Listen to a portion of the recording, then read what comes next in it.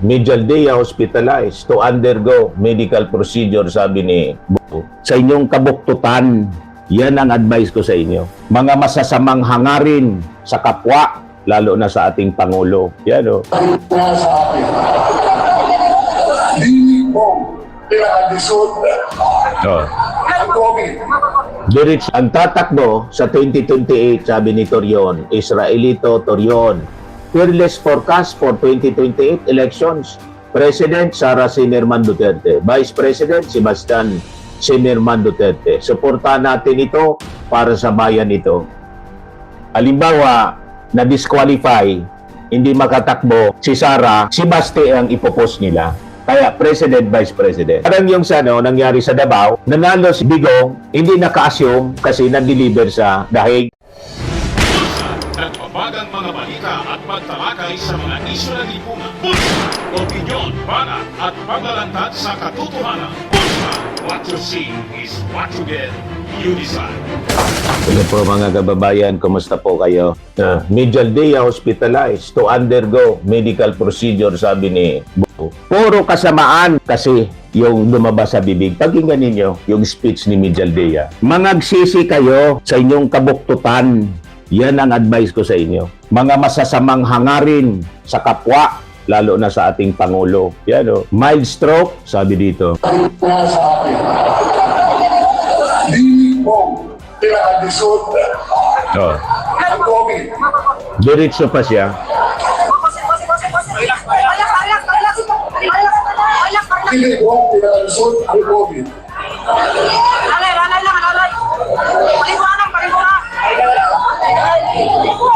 Nasa tabi niya lang si kamatayan. COVID. Pero pinunagi sa servisyo sa kakauhan. Oh. Kita mo?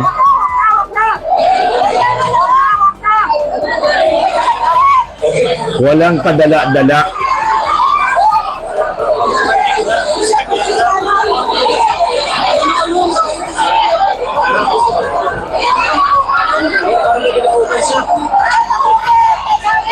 Nagkakagulo na sila. Inagapan si Mijaldea. Sa akin. So ngayon, humihingi ng panalangin. Paano ka, no? Hinakbo sa ospital. Paano ka pakikinggan ng ating Panginoong Jesucristo, Panginoong Diyos Ama sa langit? Una, si Digong pinagmumura yung Diyos. Sabi nga natin, who is this stupid God? Sabi ni Digong. Hindi kayo pakikinggan kasi walang pagsisisi sa inyong mga puso. Puro hatred, puro galit, hindi man kayo inaano. Kayo yung gumawa ng problema ninyo. Bakit nakulong si Digong? Kill, kill, kill. Kinaso siya ng mga kapamilya ng mga namatay sa war on drugs. Ang tatakbo sa 2028, sabi ni Torion, Israelito Torion. Fearless forecast for 2028 elections. President Sara Simerman Duterte. Vice President Sebastian Simerman Duterte. Suportahan natin ito para sa bayan ito. Malamang ang sama-sama na ng loob ni Amy Marcos. Amy Marcos, Gloria Arroyo, Marcoleta, Robin Padilla, left the group. Si Amy Marcos siguro gusto niya na maging vice-presidente. Left the group.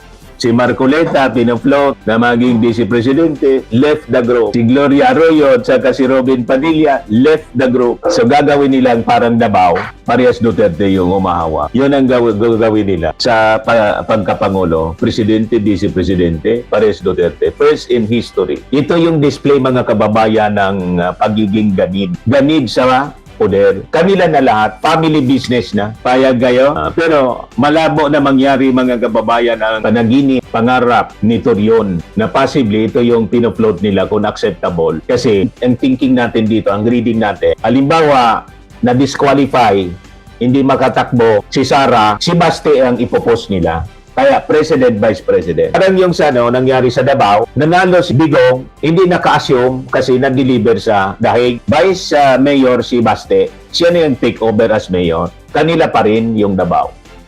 Yung agenda nila sa palasyo, halimbawa ma-disqualify si Sara, ipopost nila si Baste. Kaya ito na yung kanilang pinofloat. How can Filipinos trust a Vice President, sabi ni Ortega? Let alone one eyeing the presidency in 2028 if she cannot explain corruption issues that have been hounding her for years. He made a prediction in reaction to Pulse Asia's Ulat ng Bayan survey showing that over half or 51.5 pala, hindi 0.7, 51.5% of those who distrusted her pointed to her alleged involvement in corruption as the main reason. Next on the list were her threats against administration, 21.4%, yung pagbabanta sa ating Pangulo. Repeated the cursing, 5.4%. So nagigising na yung mga tao. Ayaw na nila sa palamura. Inability to do anything, 5.1%. Pagiging inutil niya. And frequent travels abroad, 4.1%.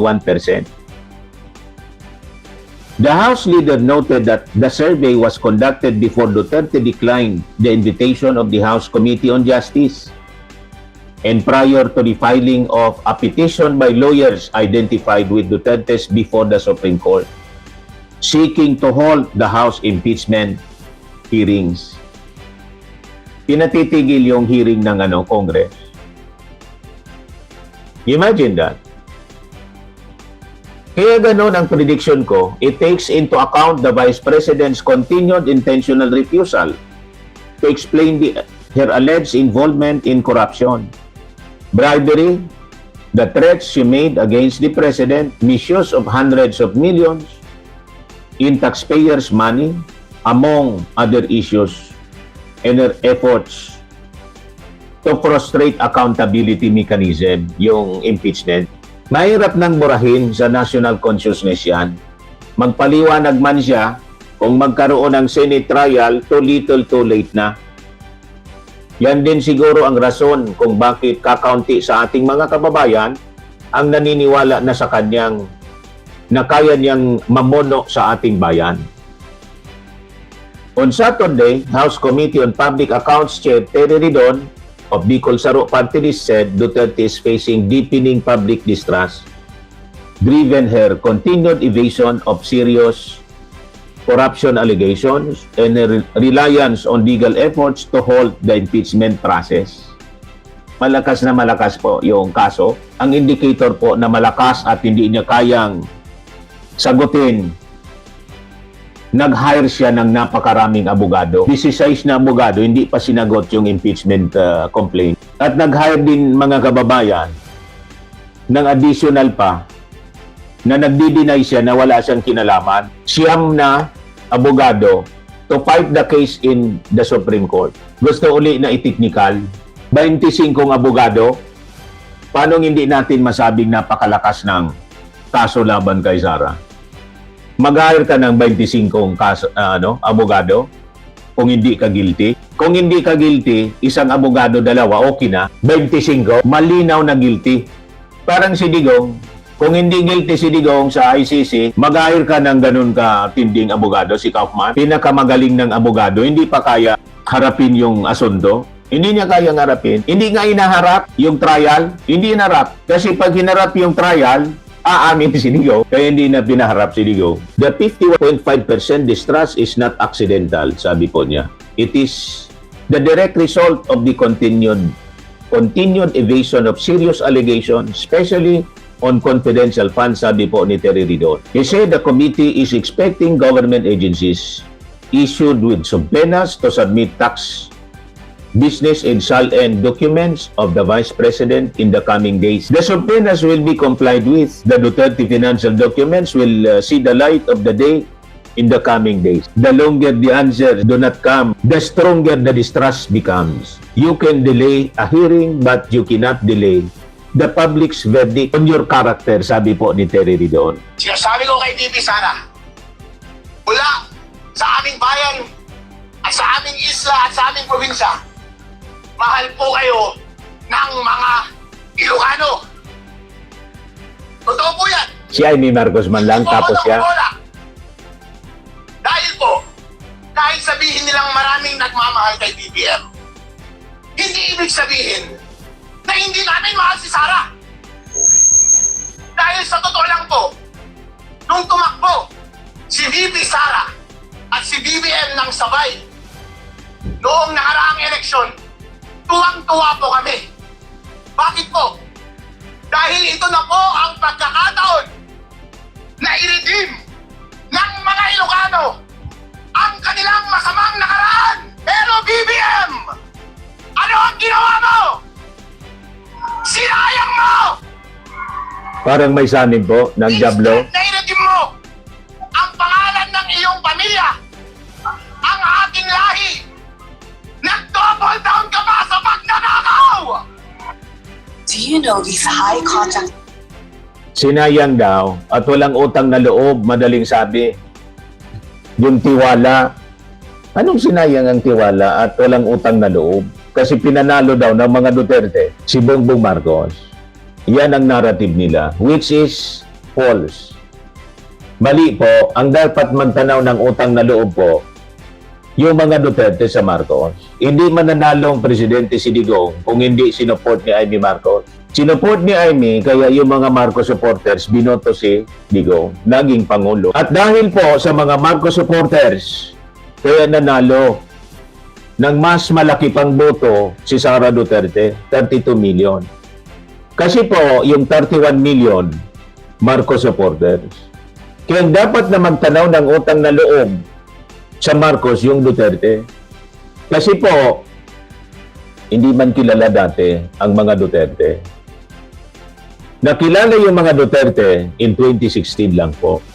Kasi sinuport ni Amy Marcos. Ganon din si Sara. Kasi nakatandem. Nag-apply si Sara bilang vice presidente. Hindi po kinuha, nag-apply si Sara. Mula mismo sa bibig ni Sara. Kasi hindi niya kaya na tumakbong presidente. Despite Rad Sara Run na binuo ni Madriaga. Magtanaw daw ng utang na loob. Kayo ang magtanaw ng na loob. Hindi man kayo kilala. Sa Davao lang kayo kilala. 1960s pa, kilala na sa buong Pilipinas ang Marcos. Marcos Sr., magaling. Congressman, Senador. Senate President. Duterte, kailan lang sila. Yan ang narrative of lies na kanilang binubuo. Sinasaksak sa kaisipan ng mga DDS, ng mga tao.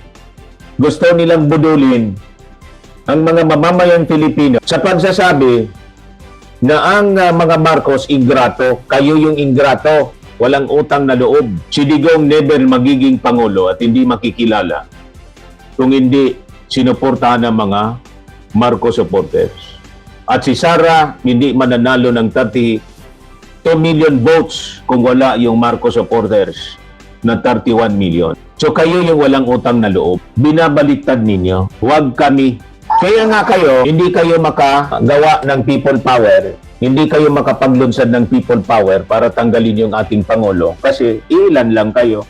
Ang patotoo niyan, yung signature campaign ninyo na Tay, kami naman, bring him home. Ilan lang? 200,000 signatures lang. So, ibig sabihin, hindi na umaabot sa 500,000 yung DDS. So, nang na-submit nila sa Supreme Court, na Tay, kami naman, ang pirmang nag-gather nila, umikot sa buong Pilipinas, pati sa abroad, umikot sila. 200,000 plus signatures lang. So, yun na lang po ang DDS. Kasama ako doon sa bumoto kay Sara sa 32 million. Nag-withdraw na ako ng support sa mga Duterte. So, wala na ako. Di na ako kasama. So, kasama pa rin ako sa 31 million. Naintindihan na ninyo? Assuming kasi kayo. Kaya tingnan ninyo, Marso 30 na, ang presidente si PBBM pa rin. Sa Davao nga, ilan lang yung nandoon sa birthday ni Digong. Nakita niyo yung crowd? Hindi nga mag 10,000 yon. Baka nga hindi 5,000. Yung nag-march sa Davao na yon. Puro lang kwento. Yung mga DDS dito po, ilan lang yan? Ang karamihan dyan, makina, mga trolls. May i-share ako sa inyong napakaganda. Komentary ito. Sinulat po ni Juan Luna Blanc. Para alam ninyo kung sino ang sumulat. Ito akin na, hindi ko idea siya. Juan Luna, sabi diyan, the clash between Rowena Guanzon and Ferdinand Topacio did not begin with the SMNI remark. Basahin ko po sa inyo. Napakaganda yung analysis niya. It has history, in that history matters because it explains why the attacks today are so sharp, so personal, and so relentless. It has history, in that history matters because it explains why the attacks today are sharp, so personal, and so relentless. Guanzon had previously gone directly after Topacio, not just in public commentary but through legal action. Magkalaban pala talaga sila, kaya hindi nagpapansinan. Tapos nagsisilusan sila, mga kababayan. She criticized him openly, questioning his conduct and credibility as a lawyer, and escalated that conflict by filing complaints against him, including accusations tied to libel and harassment. This was not a passing disagreement. It was a sustained effort to challenge him both legally and publicly. For Topacio, whose influence depends heavily on his reputation, as a combative legal voice, those attacks were not just criticism. They were existential threats to his standing. Topacio responded in kind. He pushed back with legal actions of his own, including attempts to cite Guanzon for contempt, arguing that she violated confidentiality rules in disbarment proceedings. Nag-away-away yung mga grupo sumunta kay Sara. Nag-away-away sila. Kanya-kanya pong kasi, interest. The conflict quickly evolved into a cycle. Accusation, counter-accusation, filing, counter-filing. It stopped being about a single issue and became a prolonged confrontation where both to undermine the other's credibility. This is why his recent statement accusing her of dumikit, ina-accuse ni Topacio, dumidikit si Lola Guanzon to Sara Duterte in shamelessly seeking relevance carries more weight than a typical insult. It is layered with history. It reflects not just disagreement but accumulated hostility. But the political dimension is what makes this moment different. Guanzon was never part of the Duterte court. She was in many ways positioned against it after aligned with critics of Rodrigo Duterte. Now with perception that she is gaining traction among Duterte-aligned audiences or positioning herself closer to Sara Duterte, the lines are no longer clean. And when lines blur, tension rises. For Topacio, this is not just offensive, it is threatening because influence within a shrinking political bloc becomes a zero-sum game. If Guanzon gains his space, someone else loses it. And for long time, loyalists like Topacio, loyalist ng mga Duterte si Topacio, kaya natitreaten siya sa pagdikit ni Guanzon whose identity is built on unwavering alignment with the Duterte camp. The idea that a former critic could enter the space and gain attention is destabilizing. Nagsiselos. His attack then reads not just as anger, but as preemptive defense. An attempt to discredit her before she can establish legitimacy within that audience. An effort to remind that base who is authentic and who is not. Si Sara man, okay lang kasi politics is addition. Kung sino yung dumikit sa kanya, yon.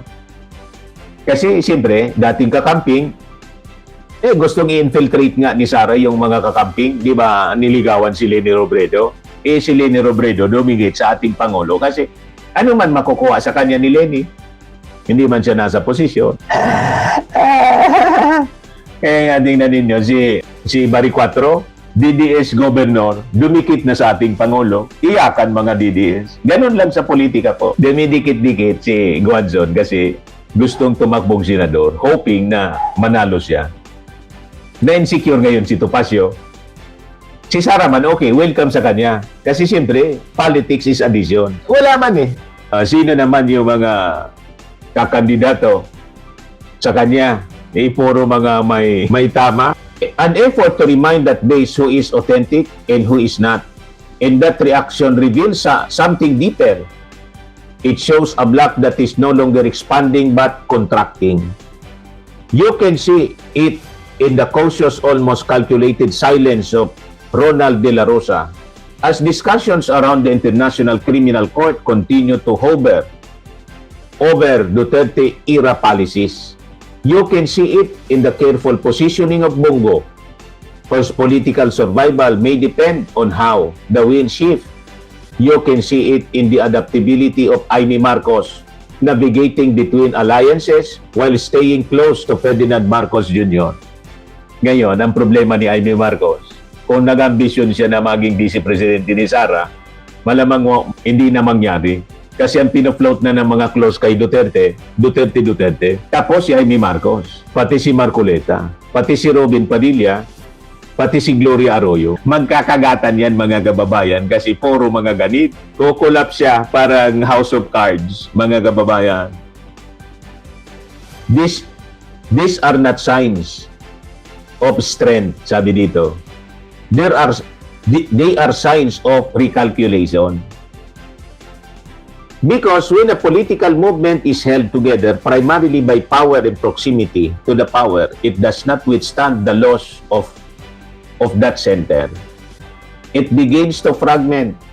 It turns inward. It questions itself. It fights over relevance. And that is what this feud represents. Not just two figures clashing, but a coalition struggling to define itself after the peak of its influence has passed. What once looked like an unbreakable machine now resembles something far more fragile. A structure built on loyalty, but now strained by ambition. A network once unified, now divided by competing interests. Kanya-kanyang interest po, kanya-kanyang dikit. A narrative once dominant, now contested even within its own ranks. It begins to look less like a movement and more like a house built too quickly, too heavily dependent on one foundation. And when that foundation weakens, think about it starts to shift quietly at first, then all at once, like a house of cards. The influence that once seemed permanent starts to thin out piece by piece. Voices that once spoke in unison now contradict each other. Nagkokontra na, nagkakagatan na sila mga kababayan. Ganon yung mga ganid, nagkakagatan talaga yan. Allies begin to reposition, distance recalibrate, until what remains is not power, but the echo of it, the end of the Duterte political machinery. Napakaganda ng commentary, analysis, mga kababayan ni, Juan Luna Vlog. Anyway, maraming salamat po. Bye-bye. God bless. Framing and lifting cream, pinapahid po sa mga pulses in affected area. Mainam po sa paninigas ng mga kaso-kasuan. Ito naman po, Automax Radiant Serum. Sa mukha naman yung application, anti-aging po siya. You will look 10 years younger than your age. Sa mga cancer patients naman po, baka lang gusto ninyo itong itry. Naing siya red mixed fruit drink. Hindi mo po siya gamot, food supplement siya. Kaya lang, gawa siya mga kababayan sa goji berry. Yung goji berry, may anti-cancer properties. O ngayon, yung mga inquiries ninyo, dumiritso na lang kayo sa aming messenger sa Facebook para masagot namin agad. Ayos pa? Ayos na ayos niya, Mr. Maravilla. Sa mga naghanap po ng malinis and spacious fitness gym, pumunta lang po kayo sa aming Colossal Fitness Gym. May Grab ka rental din po kami. But anyway, ito po pala yung aming bagong product na binibenta online. I am worldwide amazing pure organic barley powdered drink mix from Australia. Negosyo to ng aking anak na architect entrepreneur Riz Maravillas. Ayan po. Kontakin na lang po ninyo siya, Riz Maravillas on Facebook. Ang mga health benefits niya, boost immunity, improves digestion, enhance energy levels, packed with antioxidants, prevent cancer. Ito naman po yung bago naming product na binibenta online. Eye Glow Serum, whitening po siya. Tingnan ninyo yung epekto sa aking anak na architect before and now. Yung mga inquiries po ninyo, dumiretso na lang kayo sa kanyang Facebook account, Riz Maravillas.